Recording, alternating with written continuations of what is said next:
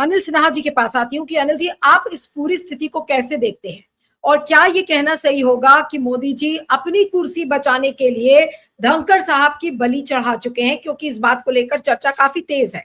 अब इसको कैसे, अब क्योंकि सब स्पेकुलेशन है, कोई आधिकारिक जानकारी नहीं है, लेकिन ये भी बात सही है कि जो धनखड़ साहब के इस्तीफे ने जो चीज प्रूव की है, वो आज तक कभी भारत के इतिहास में, भारत की राजनीति के इतिहास में कभी ऐसा नहीं हुआ कि एक चुने हुए उपराष्ट्रपति को इस तरीके से बेइज्जत करके और मजबूर करके और उनसे जबरन अपना रिटायरमेंट लिखवाया जाए या इस्तीफा लिखवाया जाए। क्या कहेंगे इसके? जरूर कोई ना कोई तार तो मोदी जी से जरूर है। मोदी जी लगता है कि अपनी कुर्सी को बचाने में, अपनी सत्ता को चमकाने के लिए उन्होंने धनखड़ की बलि चढ़ा दी है। जो तो डेवलपमेंट्स जो दिखाई दे रहे हैं उससे तो ये आपकी बात सही लगती है।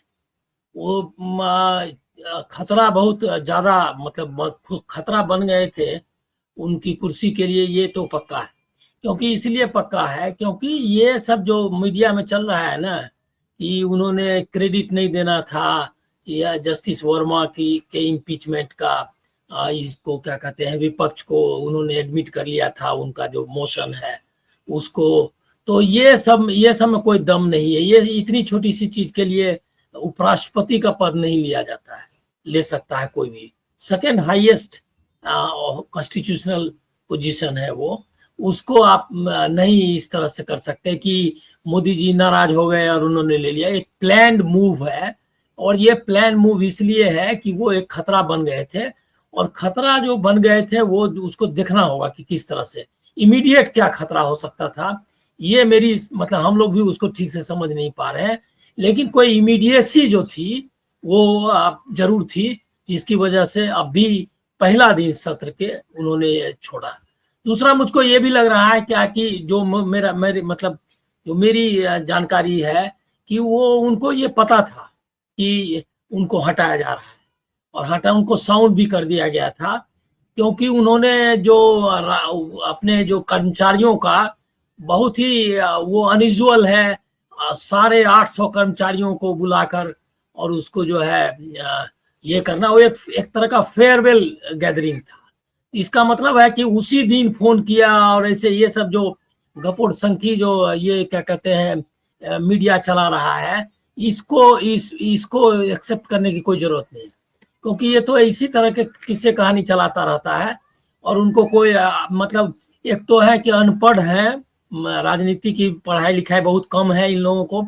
हम लोगों जैसे सीनियर लोगों को ये बोलना चाहिए कि पढ़ो और लिखो। जर्नलिज्म कोई ऐसा क्या कहते हैं परचून की दुकान खोलने वाला काम नहीं है, ये बहुत सीरियस काम है। इसके लिए साहित्य से लेकर के विज्ञान, और विज्ञान से लेकर के कला, और सबकी जानकारी रहनी चाहिए। अदरवाइज कोयले की दुकान खोलो और वहां जाकर के अपना चलाओ धंधा।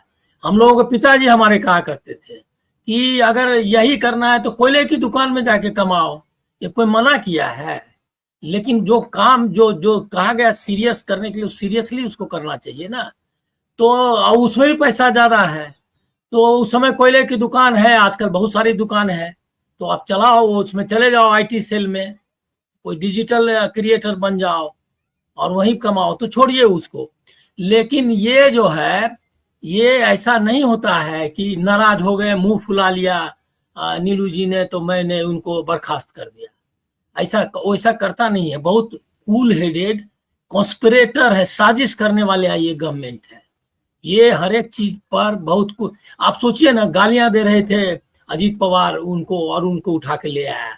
नीतीश कुमार ने कहा था कि हाथ नहीं मिलाएंगे, और हाथ उठा लिया था, थाली छीन ली थी, उस आदमी को मुख्यमंत्री बना दिया।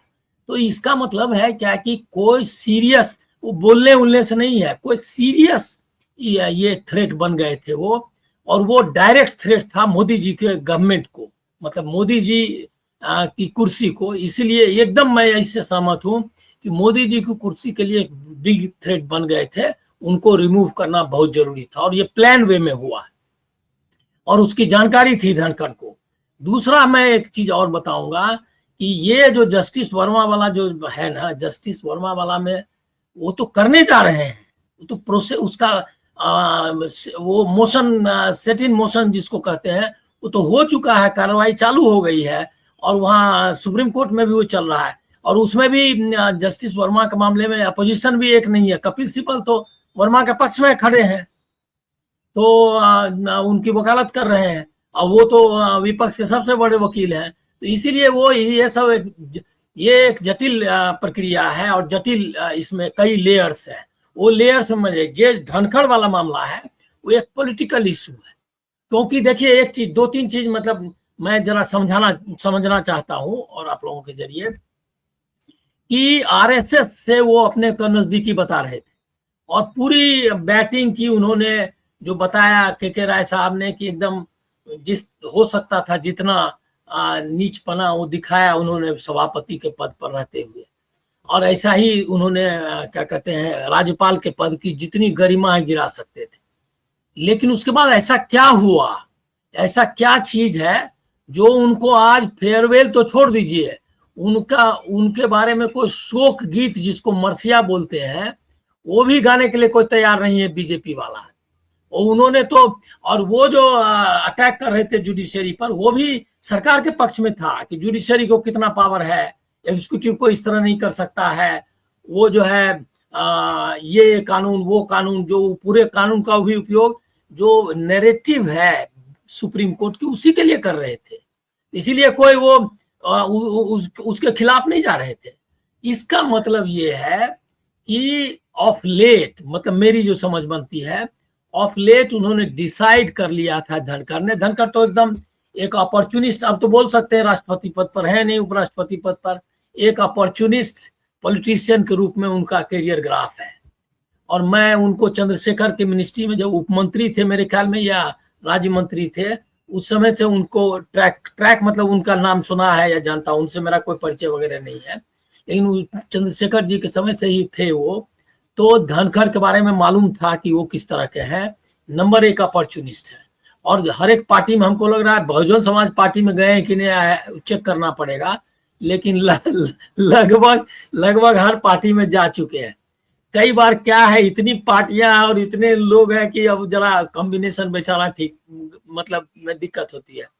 तो ये सब हो चुका है। तो एक अपॉर्चुनिस्ट पॉलिटिशियन है और बड़े सधे हुए हैं, मतलब अपॉर्चुनिज्म में।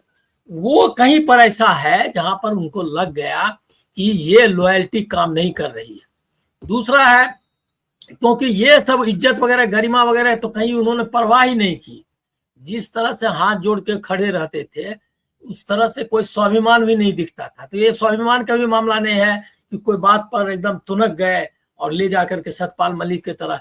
सतपाल एक जो व्यक्ति ने मुझको जो बताया, मतलब जो जानकार है सरकार के बारे में, उसका कहना यह था कि आपने देखा नहीं क्यों रिजाइन करना पड़ा, इसीलिए कि उनको सतपाल मलिक की हद से भी बुरी हालत होने वाली थी, करने के ये लोग कर सकते थे। क्योंकि सतपाल मलिक को देखिए कितना पनिश किया गया।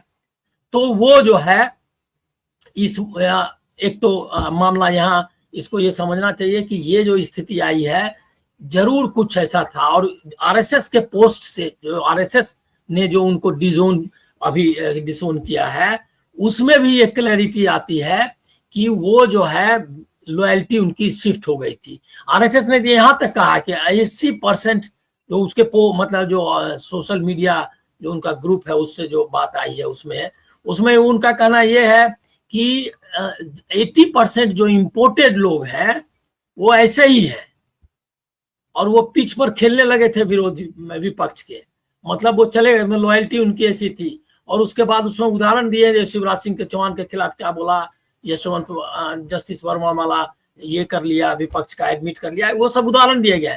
ये लेकिन आरएसएस का वर्सन, और यही वर्सन चला रहा है और मीडिया, इस पर जाने की जरूरत नहीं है। इससे जो मतलब आप समझ सकती हैं वो ये है कि आरएसएस उनको डिसोन कर रहा है, बीजेपी उनको डिसोन कर दिया है। तो इसका मतलब कि उनको अपने थैले से बाहर फेंक दिया है। और यही इसलिए मकान भी सील हो रहा है, फलना हो रहा है। उन पर हो सकता है कि वो ईडी का भी रेड हो जाए।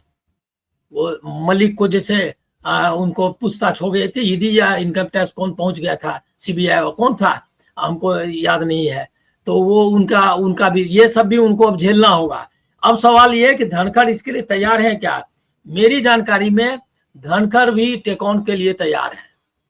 जगदीप जी ज्यादा बताएंगे, उनको एक्सेस है डायरेक्ट, लेकिन जो मेरी जानकारी है उसमें भी ये है कि धनखड़ भी चुप बैठने वाले नहीं है, क्योंकि जिस तो आपको लगता है कि धनखड़ साहब कभी ना कभी बोलेंगे और सबको एक्सपोज करेंगे? अभी ना कभी नहीं, बहुत जल्द बोलेंगे, ऐसा मेरा अंदाजा है। ओके। इसीलिए कि वो जो है चुप नहीं बैठेंगे। और सबसे अच्छी पॉलिटिक्स की है कांग्रेस ने। कांग्रेस के जयराम रमेश को मैं एंडोर्स करूंगा, उनको, उनके पॉलिटिकल स्टैंड को, कि जब कोई अगर मान लिया फाइट, अगर इन फाइट चालू हो गई है एस्टेब्लिशमेंट में, उसका इस्तेमाल करना चाहिए। वो लोग कोई साधु नहीं है ना कि मंत्र जाप करते रहे, उनको राजनीति करने के लिए आए हैं। मैं रामविलास पासवान को कोट कर रहा हूँ। मैंने उनको एक बार बोला कि आप क्या कर रहे हैं, ये मेरी बातचीत में ऐसा कहा मैंने, तो उन्होंने कहा कि हम लोग कोई साधु थोड़े हैं भाई, कमंडल लेके बैठे हैं, राजनीति करने आए। This was his response. और शायद मेरे ख्याल में मंच से भी वो बोलते थे। तो ये जो है वही स्टैंड है। तो जयराम रमेश ने सही किया कि अब उनको सहलाने लगे हैं, ताकि बंदा डट के सामने आए।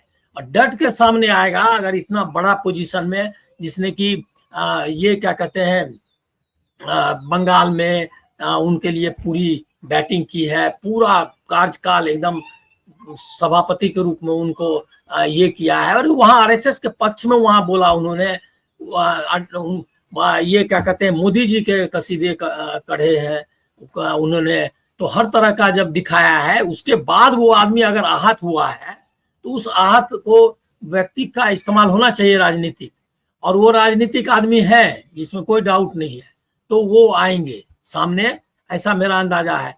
आपको सिर्फ एक उदाहरण दूंगा कि ये लोग कितना रूथलेस है।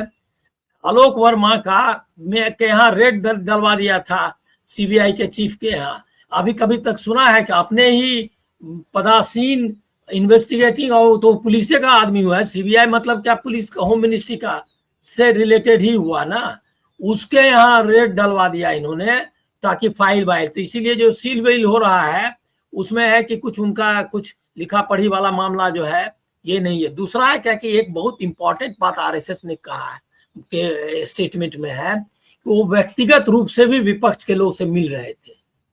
तो ये भी मामला है। तो अब जो है, अब खेल एक शुरू हुआ है, ये जो है एक खेल जो है शुरू हुआ। मेरा अंदाजा एक और में चीज आपको, क्योंकि आपने रखा है, एक और चीज लगती है कि इनको साउंड कर दिया गया था कि आपको जाना है। इन्होंने अपनी शर्त पे पहला दिन रखा कि हम एक दिन तो जरूर जाएंगे, आपको कोई डैमेज नहीं करेंगे। एक दिन में उन्होंने ऐसा खेल कर दिया। हाँ, एक दिन आए और एक दिन में ही वो ऐसा खेल एक दिन में उन्होंने वो कर दिया। ये इन लोगों को अंदाजा नहीं था